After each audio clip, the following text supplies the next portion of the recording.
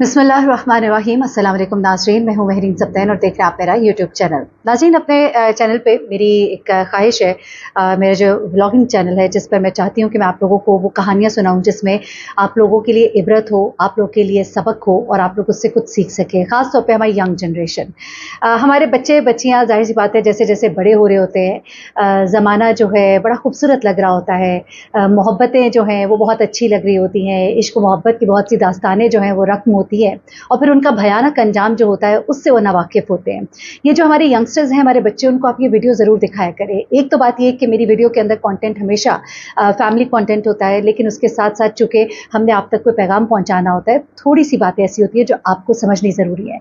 हमारे यंगस्टर्स के लिए बड़ा पैगाम है। आज मैं आपको स्टोरी सुनाने जा रही हूँ आमना की। लाहौर से इसका ताल्लुक़ है और आमना ने अपनी ज़िंदगी किस तरह से बर्बाद की, अपने बच्चों की ज़िंदगी किस तरह से बर्बाद की और जिस लड़के के लिए उसने ज़िंदगी बर्बाद की, बाद में मैं आपको उसका इंटरव्यू सुनवाती हूँ कि उस लड़के ने कितनी खूबसूरती के साथ सारा कसूर जो है वो आमना के ऊपर डाल दिया और किस तरह से दोस्तों की दोस्ती में आकर लड़के अपनी ज़िंदगी ख़राब कर लेते हैं, क्योंकि इस लड़के ने अपने गुनाह को छुपाने के लिए जिस लड़के को इस्तेमाल किया, वो बिल्कुल छोटा सा एक लड़का, अगर आप उसको देखेंगे मैट्रिक का स्टूडेंट है, 17 साल को उसकी उम्र है और सिर्फ अपने दोस्त की दोस्ती में उसके साथ चला गया और उसके गलत काम में उसका हाथ बटाया सिर्फ कि उसकी जान बचाने के लिए।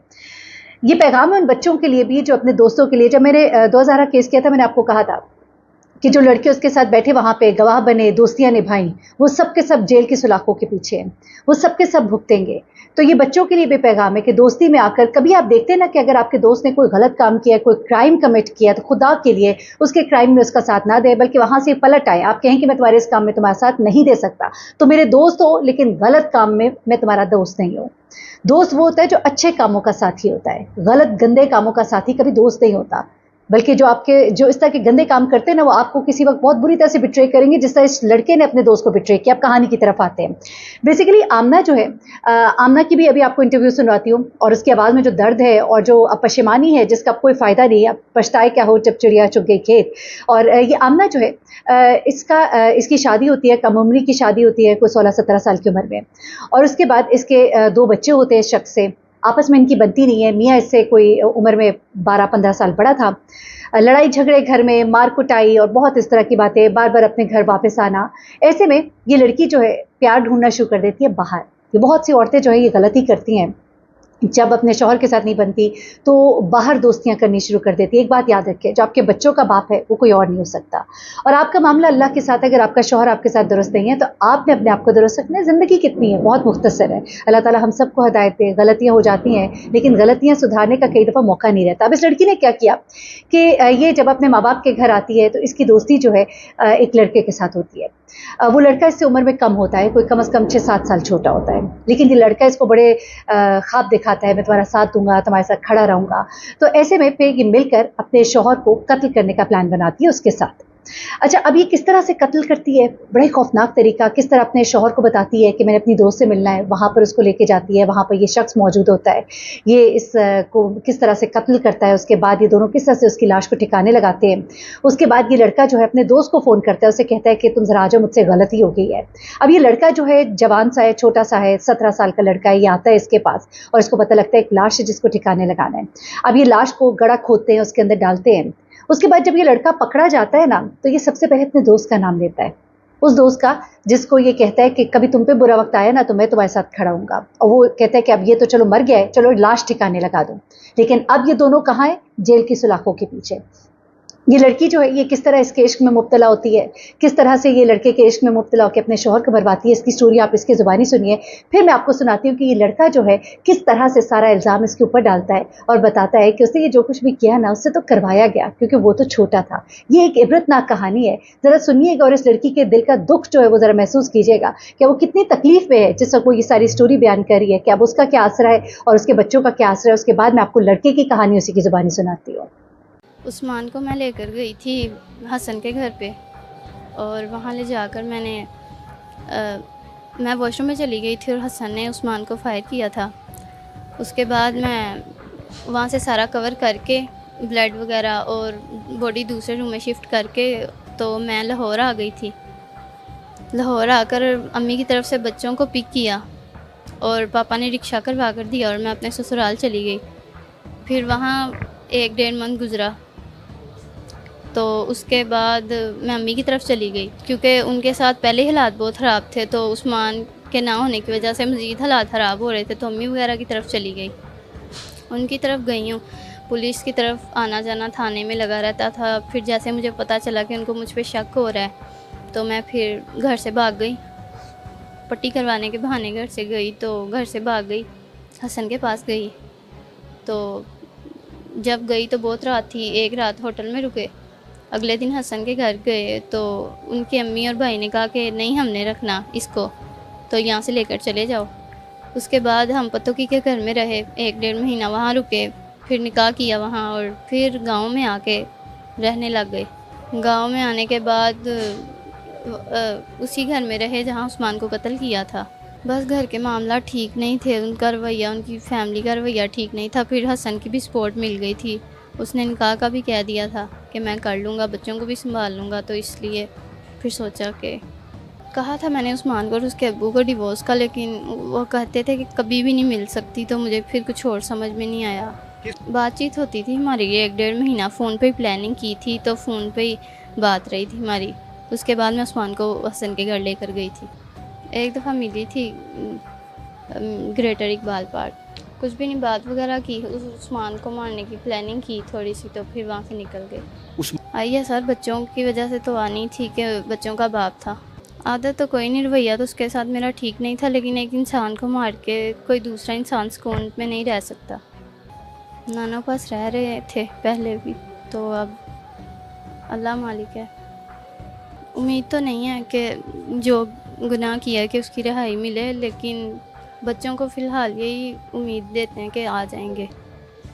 सर अफसोस है, बच्चों के साथ गलत किया है, और उस्मान के साथ। मैं वॉशरूम में चली गई थी जाते साथ, तो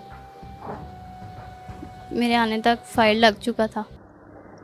जी, ये आपने सुना। उसके बाद अब ज़रा ये सुनिएगा कि ये लड़का जो है, जिसके बारे में ये कहती है कि इसने मुझे बड़ा दिलासा दिया था, मुझे कहा था मैं तुम्हारे साथ खड़ा हूँगा, तो ये जो साथ खड़ा होना था जिसने, ये ज़रा सुनिए कि ये क्या कहानी सुनाता है। आमना ने कहा था कि उस्मान को कत्ल करना है, तो वो कुछ काम करवाता है मेरे से, तो साथ में मेरे पापा की धमकी भी देता है। तो कहता है अभी आपकी बहन को अगवा करवाना है, और पापा और भाई को भी, तो उससे भी काम करवाना है, आपकी बहन से भी। तो उसके बाद आमना ने 2-3 दफ़ा कहा, मैंने कहा अपनी मामा पापा को बताओ, तो वो खुद ही इसका कोई हाल निकालेंगे। जब 3-4 दफ़ा इसने कहा ऐसे, तो चौथी दफ़ा मैंने कहा ठीक है। इसने कहा अगर आप नहीं करोगे तो मैं खुद कर लूँगी, मुझे पिस्टल दे देना। तो फिर ये मेरे पास लेकर आई 15 तारीख को। ये वाशरूम में गई है और मैंने पीछे से फायर कर दिया। वाशरूम में ये अभी दरवाजे के पास ही खड़ी थी, अंदर ही, घर के अंदर ही।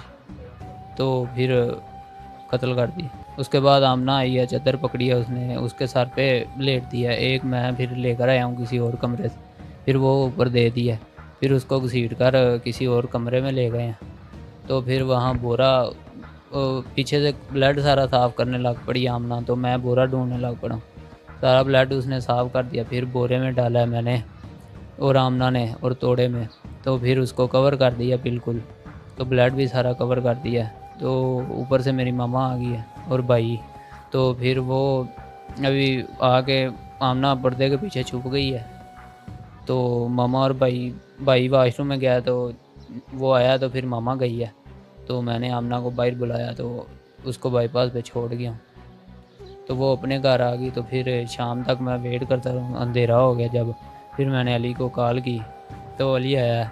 तो फिर हम दोनों ने पीछे मिलके गड्ढा निकाला, तो फिर उसमें दबा दिया दोनों ने। तो फिर सारा ब्लड साफ़ कर दिया। सर्दियों के दिन थे, बाहर घर है, हवेलियाँ हैं वहाँ, तो सारे जानवर अपने जानवरों के पास सोए हुए थे। तो आमना बताती थी कि आज ये हुआ, तो आज IGO पंजाब कॉल गई। तो जब IGO पंजाब कॉल गई, तो आमना ने फिर पैसों का कहा, तो फिर मैंने पैसे भेजे। पिस्तौल भाई का था, वो 7 गोलियां मेरे पास पड़ी हुई थी। जब उसने पहली दफ़ा चलाया था, उसने कहा कि मेरे दराज में रख दो, तो मैंने वो अपने में रख ली थी। शादी पे गई थी, तो तब उसके बाद दोस्ती होगी, व्हाट्सएप पे बात करते थे। नंबर आमना ने अपने भाई से लिया था, तो आमना ने मुझे मैसेज किया था। जब एक दफ़ा यादगार मिले हैं वहाँ बस, और कुछ नहीं किया। और अब ये जो इसका दोस्त है, ज़रा इसकी भी कहानी सुन लीजिए, किस तरह से इसको फंसाया गया। इसने मुझे फ़ोन किया, मैंने कत्ल किया है और उसको ना कहीं लेकर जाना है। मैं पहले यकीन नहीं था करता, फिर मैं आया, मैंने देखा, मैं घबरा गया, फिर मैं घर गया चला। फिर इसने दोबारा फ़ोन किया मुझे शाम को, जब अंधेरा हो गया। इसने कहा आ जाओ अब। फिर मैं वहाँ गया और इसके घर के पीछे ही ना खड्डा खोदा दोनों ने मिलकर। खड्डा खोदने के बाद वो लाश को पकड़ा। खड्डा ज़्यादा नहीं था खोदा, 2 फुट का खोदा था। उसके बाद दोनों गए और लाश को पकड़ा और वहाँ रख दी और वहाँ ऊपर मिट्टी डाल दी। लालच ऐसा था भी, कहता आपका भी कोई ऐसा काम हो तो मैं कर दूंगा। ये आपने सारी कहानियां सुनी और ये एक इबरतनाक कहानी है। आप अंदाज़ा लगाइए कि किस तरह से दोस्त ही दोस्त को फंसाते हैं, किस तरह से ये इश्क और मोहब्बत जो है ये आपका अंजाम कितना बुरा होता है। आप अलग हो जाते, आप छोड़ देते, आप ख़त्म कर देते किस्से को। ना बच्चों के पास अब बाप रहा, ना बच्चों के पास अब माँ रही। वो औरत जो है इतनी जवानी में, 23-24 साल उसकी उम्र है, अब सज़ाए मौत, ये सारी ज़िंदगी जेल की सुलाखें। और वो लड़का जिसने इतने ख्वाब इसको दिखाए, उसकी भी जो ज़िंदगी है जेल की सुलाखें। किसी को कत्ल करना बहुत बड़ा गुनाह है। एक जान को कत्ल करना गोया तमाम इंसानियत को कत्ल करना है। कत्ल की माफ़ी नहीं है, कत्ल बहुत बड़ा गुनाह कबीरा है। खुदा के लिए अपने आप को इस चीज़ से बचाइए। खुदकुशी, कत्ल, इन चीज़ों से बचाइए। ज़िंदगी और मौत देने और लेने का हक सिर्फ़ और सिर्फ़ अल्लाह ताला को है। उसी के आगे झुकिए, उसी से दुआ मांगिए, क्योंकि वही खालिक है, वही मालिक है। अपना बहुत ख्याल रखिएगा, सबसे शेयर कीजिएगा ताकि लोग इससे सबक सीखें। अल्लाह हाफ़िज़।